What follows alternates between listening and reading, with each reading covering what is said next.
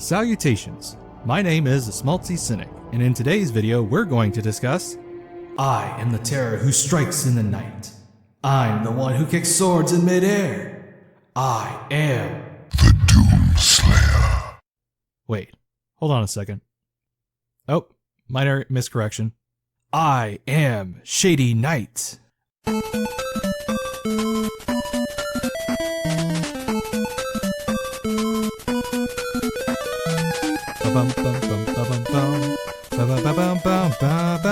Shady Knight, bum bum bum bum bum bum bum bum. Shady Knight, bum bum bum bum bum bum bum bum bum bum bum bum bum bum bum bum.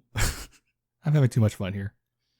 Similar to my review on the Trifox demo, this video showcases footage from a demo only available during Steam's previous sale, although I had plenty more time to digest the overall gameplay. Additionally, while I was left with the strong impression that Trifox was in the roughest stage of its development, I can confirm from the developer's own words that Shady Knight is a project nowhere near complete. To give you some idea of how rough this build was, I will quote the developer's own justification for its removal. If the demo stays up to the full release, then the game will be judged based on the available version and for things that have already been improved upon or drastically changed. Bearing that information in mind, let's start by answering two important questions. What is Shady Knight, and how much does it successfully execute its ideas thus far? Shady Knight is largely inspired by arcadey combat-intensive games like Superhot or Hotline Miami, with gameplay systems you would find in classics such as Dark Messiah of Might and Magic.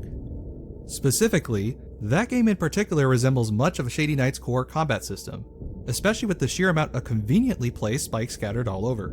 However, there is a lot more parkour elements here that you would find in later entries by Arcane Studios, and the player's moveset and the general map design encourages players to create their own paths when scaling these towers. These sorts of players will get the most mileage, as perfecting your run and doing it with style are the strongest extrinsic incentives to get you to replay these stages. Although it may surprise you to know that this game lacks a scoring system or a way to save footage of your completed runs, and these two solutions would be enough to motivate more players to perfect these stages again and again. Regardless of those omissions, most of what Shady Knight sets out to do is demonstrated in some tangible manner that you can easily see the bigger picture for how this game will play. However, when you take a closer look at the finer details, you cannot help but to notice several key problems with the core mechanics, as well as some peculiar design decisions that get in the way. More importantly, these issues aren't minor distractions you can ignore with enough time. They favor one approach to combat if your goal is to quickly dispatch your foes. Before cutting right to that matter, it would be helpful to examine the full extent of your moveset.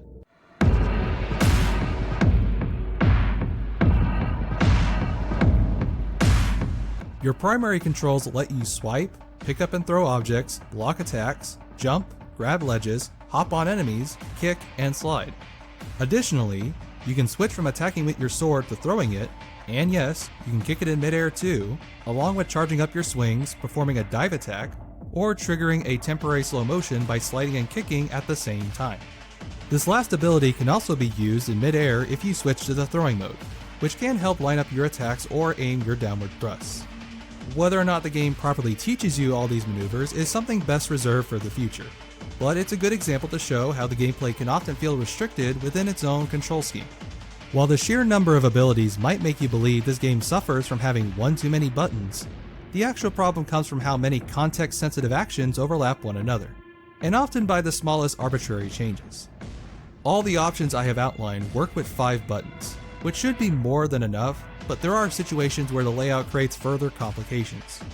The simplest example is the fact that the pickup and slide ability is mapped to the same button, which works well enough as it is one fluid motion. On the other hand, you can swing your sword quickly or you can charge up your strike with the same button. But if you jump at any time while swinging, you will engage the plunge attack. This situation can often result in you taking damage when you decided to jump away, and for the longest time, this quirk confused me as it constantly interrupted the flow of combat. Obviously, you could block the attack to avoid damage, but it would be more intuitive to have the right mouse button block attacks when on the ground, and engage the plunge attack when in midair. For a similar solution, you could have a dedicated pickup and interact button in addition to the default ability to retrieve items when sliding, all without negatively affecting the game. Even with console limitations, there isn't anything to lose by providing more intuitive options, although I realize that the game may add more mechanics in the future. Regardless, this latter suggestion is a cautious recommendation for now, but these examples should highlight how difficult it can be for developers to cram in as many mechanics as possible while also making them accessible. If anything, this demo should serve as a model in how to smartly design the gameplay around as few buttons as possible, but a little more conveyance would help players spot its own blind spots. Now, as I've mentioned before, the biggest problem with this demo is how the game steers you towards one approach for every stage, which feels like the antithesis to its own free-form design. Admittedly, there isn't much to say about the level design itself other than a couple hidden places off the intended path. What I'm more concerned with are the objectives you're meant to complete. Based on the 3 available stages, each level involves scaling towers while finding secret skulls, avoiding damage, and reaching the goal in the shortest time. Even within these 3 goals, there is some internal conflict for the player when the game doesn't have something to unify all these motivations. This issue is why the scoring system I mentioned previously would serve more than as a meaningless inclusion for diehards. You would have some quantifiable way to measure the importance of each goal, and you would give the player another obstacle to consider by focusing on which priorities are important. To describe the situation in a less convoluted manner for your benefit, imagine you are midway through a stage without taking any damage.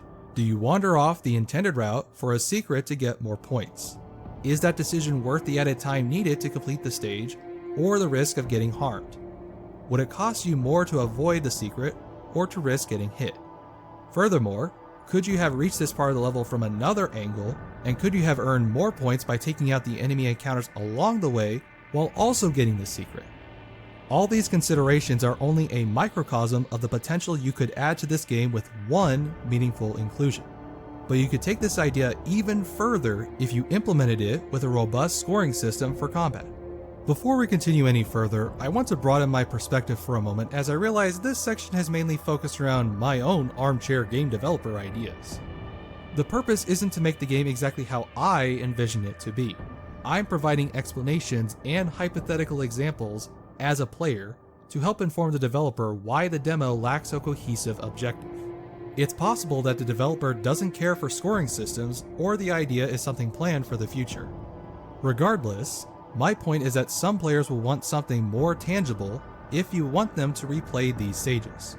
So my focus on this problem has less to do with what is wrong and more to do with what is missing. So now that we have examined the controls, the level design, and the game's priorities, let's discuss the combat system in more depth. As I've already touched on the topic, the controls and the mechanics are functional at best, although the more immediate problem is how much health the enemies have.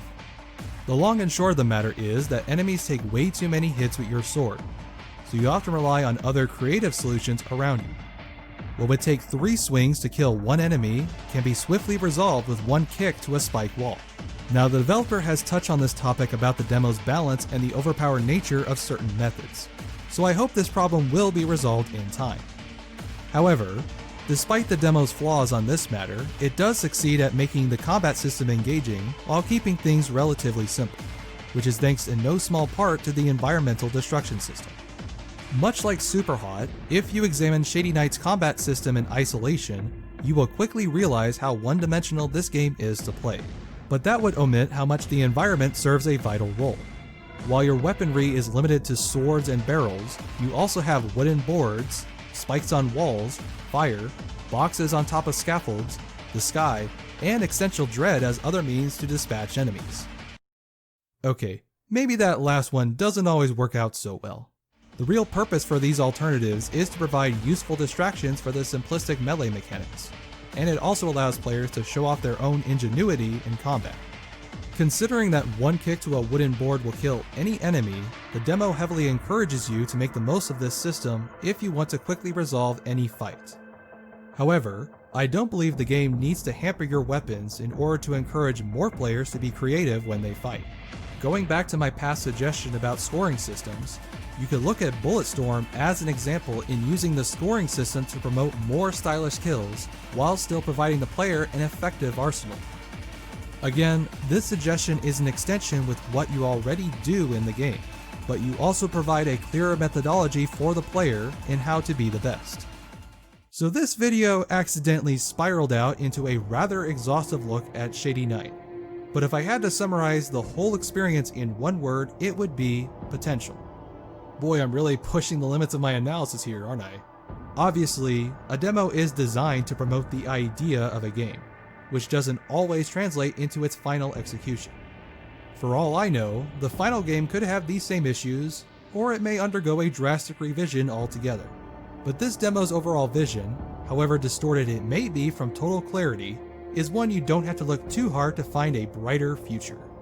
God, that is the schmaltziest thing I've written in some time. Am I allowed to throw shade at myself? No, but I'll kick it.